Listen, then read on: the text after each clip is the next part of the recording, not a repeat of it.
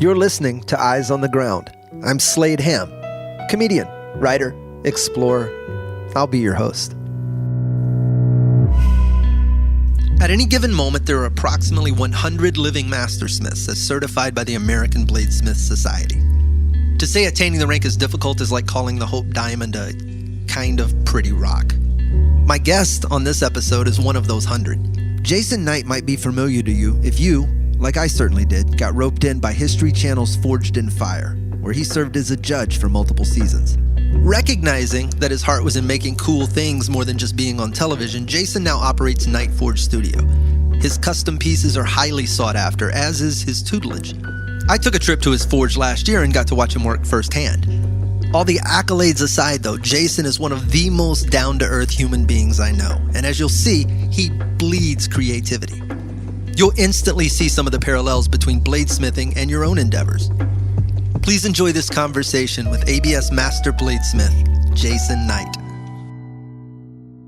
I remember my dad saying, he don't remember, but he would be like, son, there's dragons, there's giants. You're going to have to do something about this. When you grow up, you're going to have to deal with this problem. And I want you to just be prepared. So you might have to make arrows or spears or swords or something like that. And it just, it was like in my mind, it's like, okay, well, then I'll do this. I'll deal with this problem. That stuck with you, and he just sort of forgot he did it entirely. Your entire life has been the product of some offhanded comment. Yeah. Were you, what were you into, like, material as a kid? You read, I read Robert E. Howard, Conan, and Edgar Rice Burroughs, more of the John Carter of Mars stuff. And I like that a lot. And I read a lot of things. Frank Herbert, Dune. The only thing I didn't like about Dune, it was like never ending. It was like I don't like that kind of sci-fi. It's too many infinite galaxies. You like something concrete that you can wrap your brain around? Not really. I mean, in real life, yes. I kind of like I think I'm a skeptic. Like I don't believe. Like when I watch TV, I'm like, garbage. That's all nonsense. I don't believe nothing they say. Here's the news. Like, nope, I don't believe that. I don't even think that happened. Well, you've been on the backside of television too. Before Forged in Fire, were you this skeptical of the process of television and how fake it is? Oh no, that's a good question. I'm allowed to answer this question. I just saw a message today. Somebody said, why aren't you on Forged in Fire anymore? I said, well, there's a lot of reasons, but one of them is it's a television game show. They're like, what? I was like, yeah, you didn't see this prize money? You get it? It's a game show. So stack the deck, you orchestrate it a certain way, and you think these people will win. Well, that don't usually work out, but... All right, well, let's talk about that for a second, because I watched Forged in Fire, and then knowing you separately and having been in your studio and made a knife in your studio, and we'll show that here in a minute. The amount of time and the way they spread that out, and the amount how realistic is that as far as making a knife goes? Well, I can make a knife that fast because I have a lot of time involved, and I can make a knife that fast with a little bit of equipment just because I have a lot of hours involved. I'm good at it. It's my thing. But it's not very realistic. It's not how people normally make knives. They don't do this mad dash to hurry up and forge a blade in 3 hours out of a bunch of garbage primarily, and then finish the handle and heat treat it. Handle finish. It's the same thing, just garbage on top of more garbage that really makes a half-assed, crappy looking knife 99% of the time. Boy, I'm in trouble now. The other thing is like who they're picking. Like they're like, I told you, I did the pilot on this thing. So you were one of the original competitors on the pilot? It was the original competitor. I actually even told him how to do it. So it was my wife's idea. It was Shelly's idea. Yeah, I'm letting you tiptoe into this because I don't know how much you can say and how much you can't. But I can say whatever. I'm not under contract. So the first episode was you as the competitor making a knife under these parameters. Mm-hmm. And then what has it turned into? Because my confusion with it now, knowing sort of a thing or two about the community, and when you're doing 25, 26 episodes, I think they're doing 23 now, a season, they're on season, God knows what. 8 or 9, 4 competitors a seat. How many people are making knives in this country? Can you even sustain that? No. This guy's been making knives for 4 months.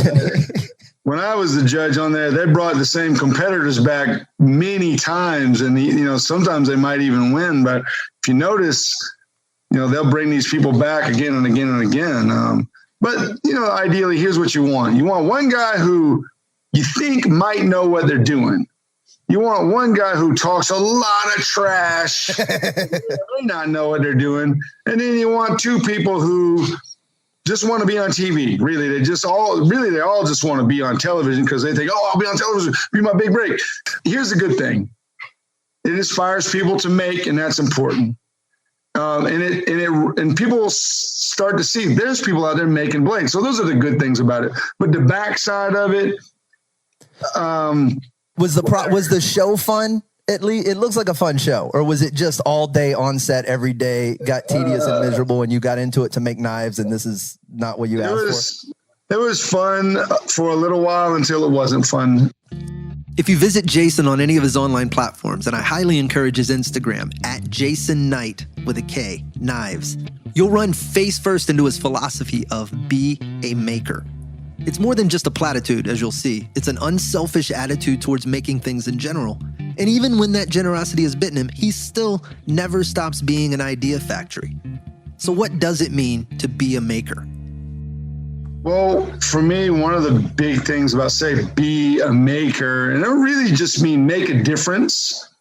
Make a difference first with yourself, right up here. Make a difference in your own mind, and then you can begin to change your own world. So make a difference with you, make a difference in your family, in your house, in your town, in your neighborhood.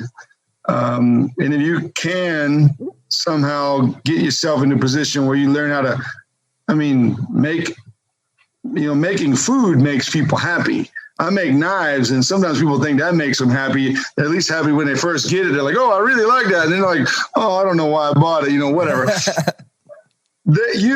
Making someone laugh, making someone smile, it's important to do, you're contributing to a culture that is broken and disgusting right now. Like, honestly, I am not a fan of our culture. Our culture, it's like, I'm going to get me mine. I don't like that. I don't like that part of our culture. I like the part of our culture. It's like, I'm going to make a difference. I'm going to share some of my thoughts. I'm going to share my work. I'm going to share an idea. I want to share my information, and I want to make things better if I can. I think that's one of the things I appreciate about you. You're not quiet about what you know or what you create. There's no, oh my God, I got to keep this secret and wrapped up in this laboratory. They're all going to figure out my methods, and then I won't be an individual. You just put it out there, man. Video content, yeah. Instagram, the process, the ideas, the materials, you don't feel, there's no sense of loss there that somebody's gonna take something from you, or that it's. No, I'm 10 deep. I'm like 10 ideas deep. So whatever I'm sharing right now is something that I'm working on processes while I'm sharing it. But I'm like, since I've been here, really, since I've just been forging stuff to finish. I'm about to come out of that stage, but I'm like any artist, I go through a certain stage, and I'm like, I'm doing a certain thing until I kind of really grasp a hold of it. And then I'm like, I'm going to go do something different. I'm going to do another thing now. Does that ebb and flow happen often with you? Is that constant? Yeah, it's a kind of a struggle. I don't generally get bored. I don't often have like that block, that artist block. I'm always like, I got an idea, but sometimes I just can't get to it. And when I can't, I'll usually share that with someone else. Oh, wow. And it's not just knives, I don't look at knives to get ideas for knives. I think it's like, oh man, I like this, like cooking, I like the whole idea of like cooking and preparing food. And I watch certain things, and I watch how people do it, and that'll inspire me to make something. Or I'll walk through town and go, man, I wish there was a business right over here that was like that. Well, I'm probably the only one who has that idea, so I can't do nothing about it right now. So I go tell someone else about that idea. And then like, oh, that's a great idea. Thanks for sharing. And then maybe in a year I'll see that business open and I can go and enjoy that thing. Is it just as rewarding to you to see something like that get made, even though you didn't really have much more of a hand in it than the idea, as it is to make something yourself? Right. For me, like even with Forged in Fire was really Shelly's idea. We did that thing we called it Battle of the Bladesmiths. We started doing it in 2010. It's the exact format. I mean, that's just the facts. Right. Certain amount of material, limited time, and that was a great idea. So we used it and we did it, and that was her idea. But what's cool for us is to watch that it has inspired so many people to make. So it's still rewarding to me. See what I mean? In this next segment, Jason and I dig into where ideas come from. And he and I both agree that there is a tappable well outside of our normal conscious existence. Call it what you will, God, muses, the subconscious, or alien witch fairies. The fact is, we've all had unexplainable epiphanies, and this isn't the only time this will come up in this podcast series. I'm very curious about Jason's methods, though, and we quickly spiral off the subject of detail and into more metaphysical waters. I encourage the skeptics to listen with a very open mind. How much detail, how much time and effort do you put into something before you go, all right, it's done? Do you just know? You just got to let it go at a certain point. It's like this is weird. When I was learning, and I'm still learning, but like when I was working on certain pieces, I'd sketch them out and like, I'm going to make it like this, this, this, and this. Well, I might have to change my plan because I didn't know how to do a thing. But here's the crazy part. Like, no, this is like that. I couldn't figure it out. And I would be like, God, how do I do this? I'd have a dream at night and I'd have that image. It'd be like, here's this square. Here's you drill this hole first, you drill that hole second, you do this, and then you do this, and like, boom, okay, cool. I remember I was working on when I actually competed on Forged in Fire, and I won. I was the first one. I made this sword, and I was trying to figure out how to do a part. I couldn't figure it out because I'd screwed something up. And then I saw this alligator. I had a vision of an alligator going into a culvert and eating something bigger than it could eat, and I couldn't get out. And I was like, boom, there we go. So I did it. So wow, I did crazy stuff like that. And that comes from God. Like God just like, you know. I've talked about it on here before.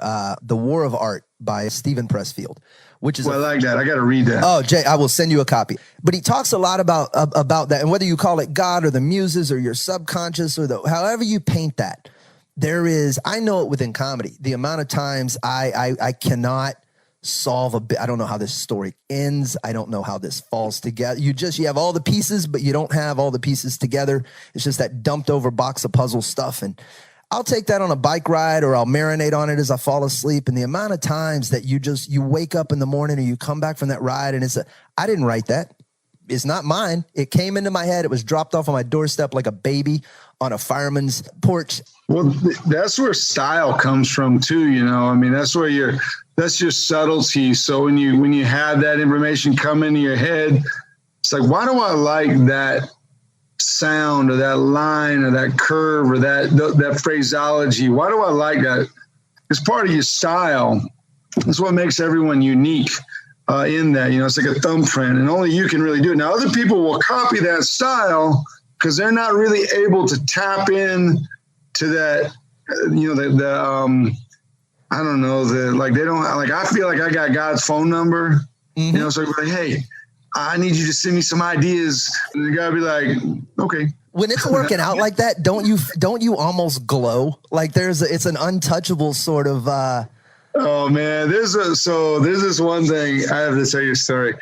I was trying to work on a new finish for stuff, and there's a Black Keys RZA song, Baddest Man Alive. Of course, you know what I'm talking about. Uh-huh. And for whatever, I'd never heard this song before, but I just figured out how to make steel like this satin black finish that wouldn't wear off, it wouldn't come off. And that same day, I hear that song.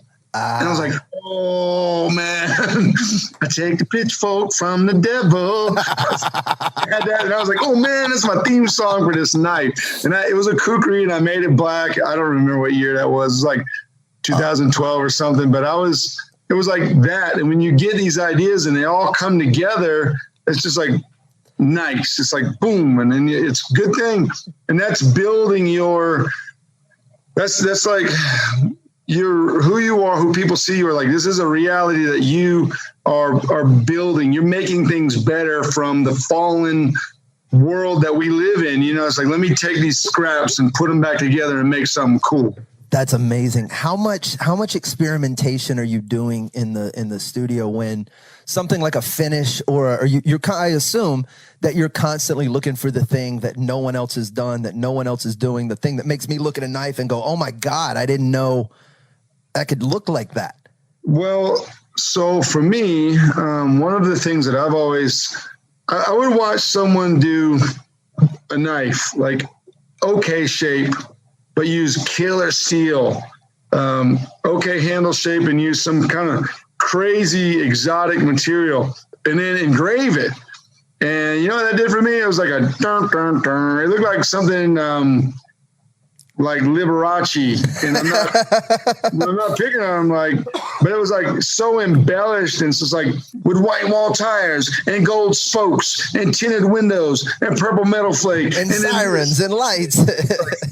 So one of my things is like I always wanted to take shapes that I liked that were functional, and then add a subtlety that became my style, like take something old and modernize it, and then like very simple, like I want to be all black, totally murdered out, like boom, like that's what I want. And that's something I've nailed that. Like I like that a lot. When I do that, it's like, so since I've been in this studio, I've primarily focused on just doing forgings. So this is just a blade that is very low. It's just forging. It's huge. But I did in a live feed that I did yesterday. And what I'm hunting, I'm still kind of hunting this.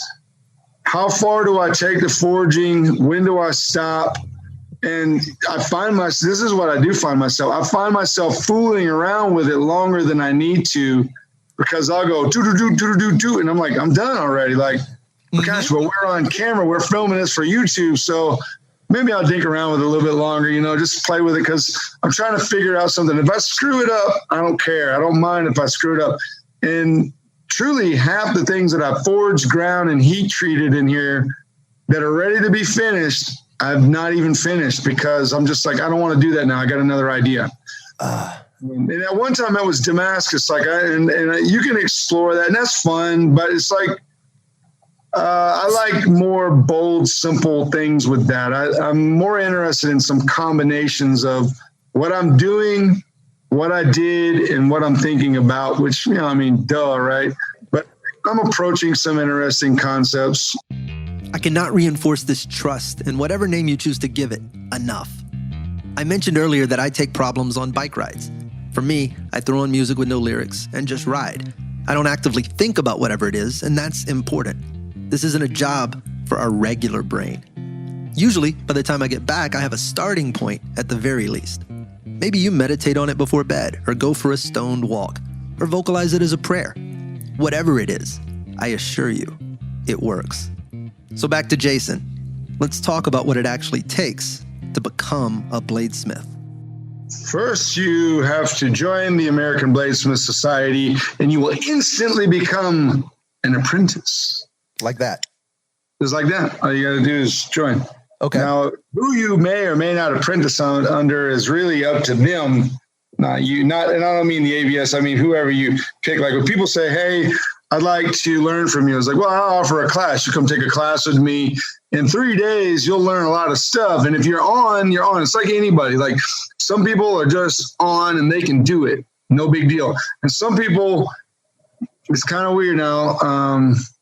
They, and I don't try to discourage them, but they think like, I watch people who've been doing this for 20 years and they still suck at it. You're not going to get there because it's not your thing. It's like, they just can't do it. Is it because it's not your thing, or is it because I get under you if they're being trained properly? But like, if you've been in the game for 20 years and you've never really been shown the proper way to do something, like I can go to the gym right now. I can go to the gym every single day and punch a punching bag for the next 20 years.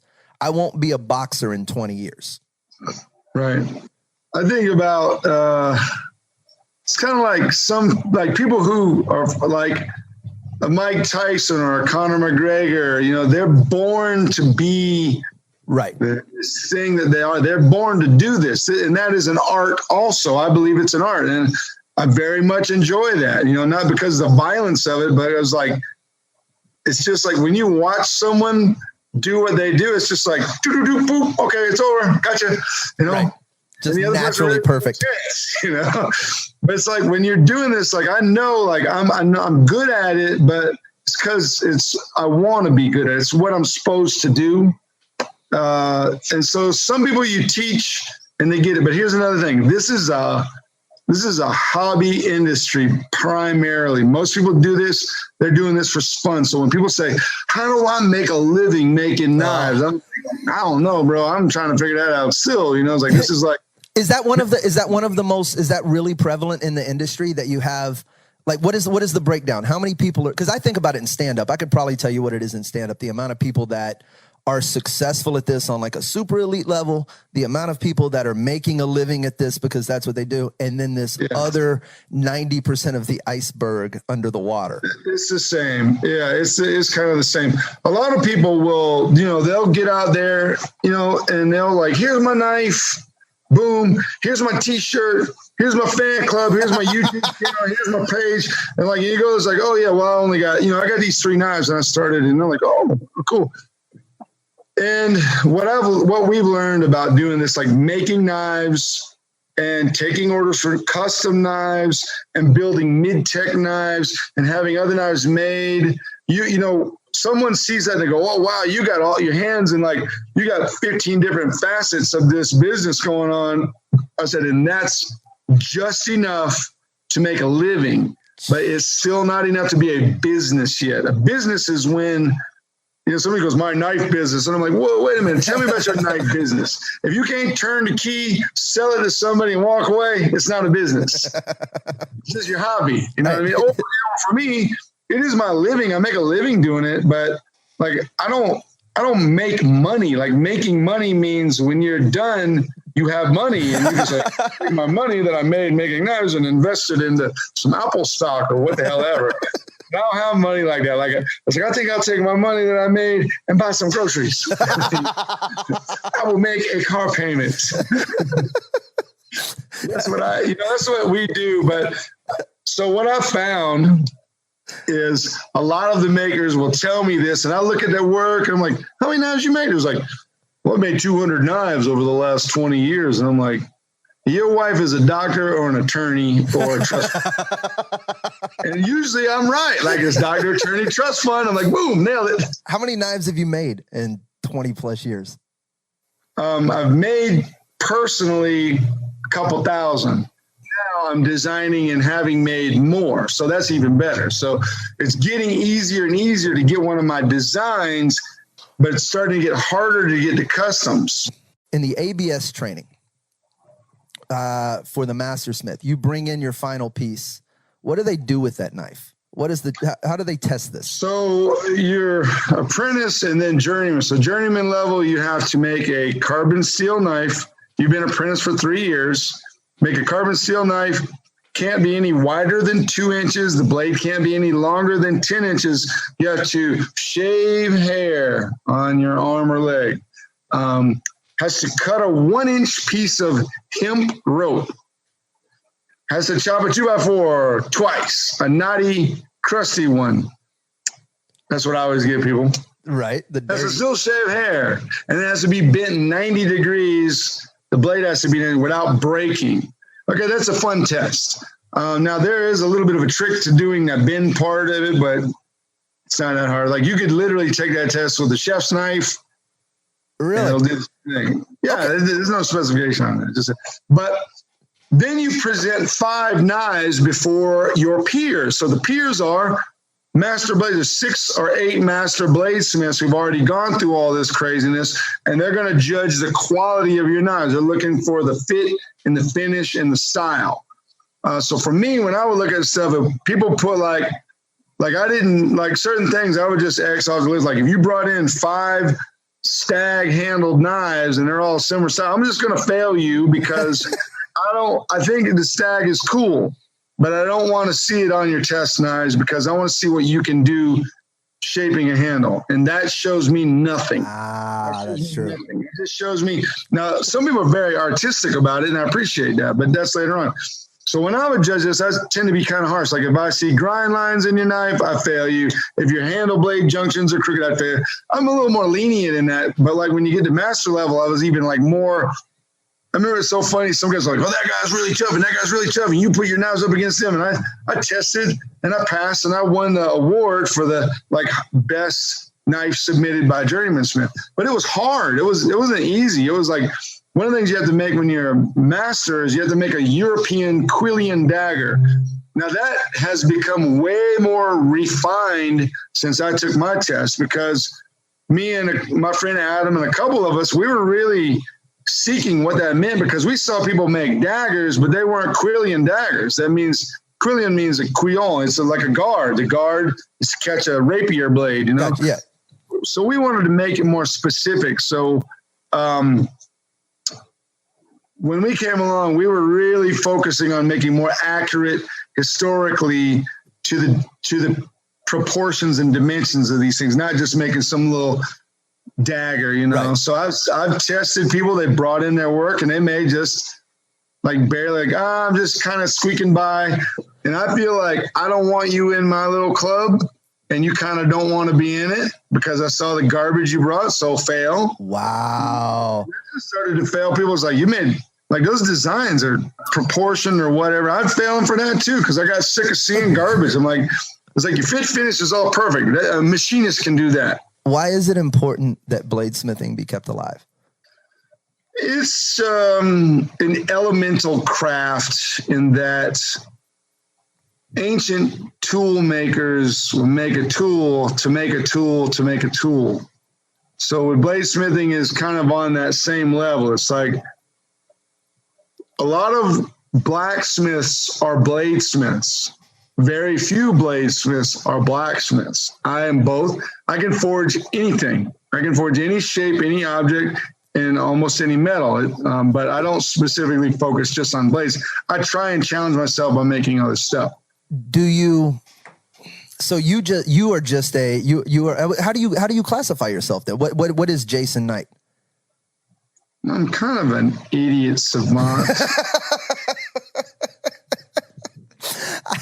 I love the fact that you're confident that if I just stuck you in a room with some metal and some heat and something to apply pressure, you would be able to turn that into virtually anything under the. What kind of room are you going to stick me in? Describe the room a little better. It's very padded. One of the things I'm always interested in is how many of the rules do you break now, and how important was it that you learned them in the first place? I learned the rules, but as soon as I saw where I would hear people say, you never do this and you don't do that and you don't do this, I was like, why? I need to know why. I'm like, why? Tell me why. So I would go past those. So I don't make rules for people in this. This is art to me. My art is the forging part. Design, knives are just not accepted that way. Like if I pull this out, people go, oh, that's dangerous. It's art. Texting and driving is dangerous. This is just a knife. This is not dangerous. I'm going to set it over there. It's not dangerous. It's not going to do any damage to anybody. That's the magic to it. Does every knife you make, is it functional first? Yeah, it's functional first. There's no. My favorite ones that make are kitchen knives. I like that because you make kitchen knives, somebody takes that home and they prep some food and they enjoy that. So then they'll invite people over. It's kind of like the things like that knife, the food prep knife is like the one that brings everybody together. And that's a big deal to me. And that market has still not even been scratched. Like so many people making kitchen knives and chef's knives and all these different kinds of knives. But like the market's still wide open because people, they just don't have a clue. It's like, I go to people's houses all the time. They don't have custom made chefs. No. But when you do, it's like, oh, I know who that is. I know that cat.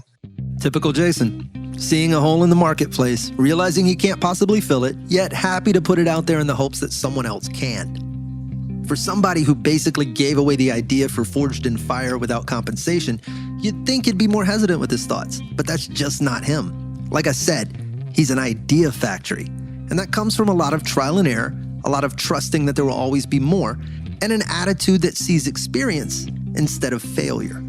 How often do you mess up anymore? Like, what's the when you're in the studio? I still screw up all the time. I was doing so I made this kitchen knife.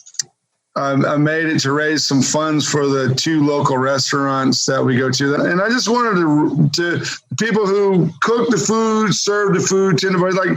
So I made this chef's knife, and part of the process, and I want to show is like I had this really cool, like teal, blue, green, crazy colored dyed wood handle. I was like, man, that's pretty, you know.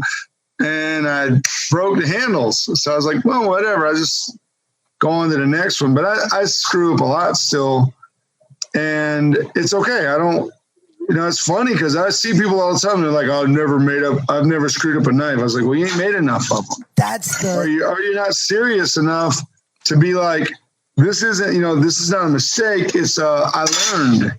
It's putting yourself out there, and it's the willingness to just see what comes out. And I think if you're married to those results, that's what I struggle with all the time. And it's the making sure I don't have too much emotional connection to whatever I'm doing, because those things, when they fail, and they will inevitably fail, are shattering to you. If all of your hopes into, like if you're testing for your ABS Mastersmith certification, and you put your heart and soul into these blades and and you go in, and some asshole like Jason Knight is judging you, who sees your grind marks, who sees your stag handle, and goes, you know what, not today, man.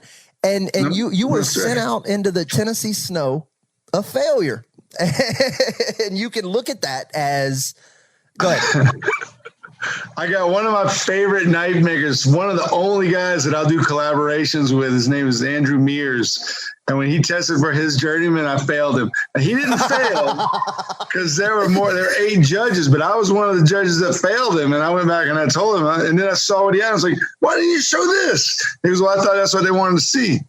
But what's wild is it's like when it's a funny story, because like he makes stuff that like will stir you up when you see it. It's like, oh man, I love that thing. I love that piece you made. It's just it's so many different arts going together, so much thought and care put into it, and it's like, I like that, but it doesn't matter. Those don't matter. It's like anytime you get knocked down 100 times, just get back up.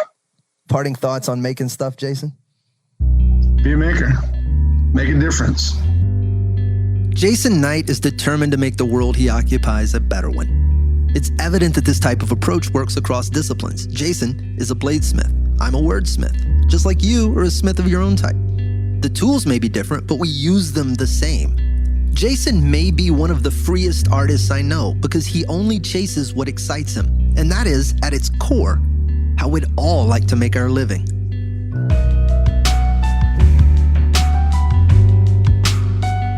To learn more about Jason Knight, bladesmithing, or to find out how to begin your own journey, visit Knight Forge Studio on YouTube or knightforgestudio.com. Eyes on the Ground is produced by me, Slade Ham. Additional production and music provided by Brian Carrion.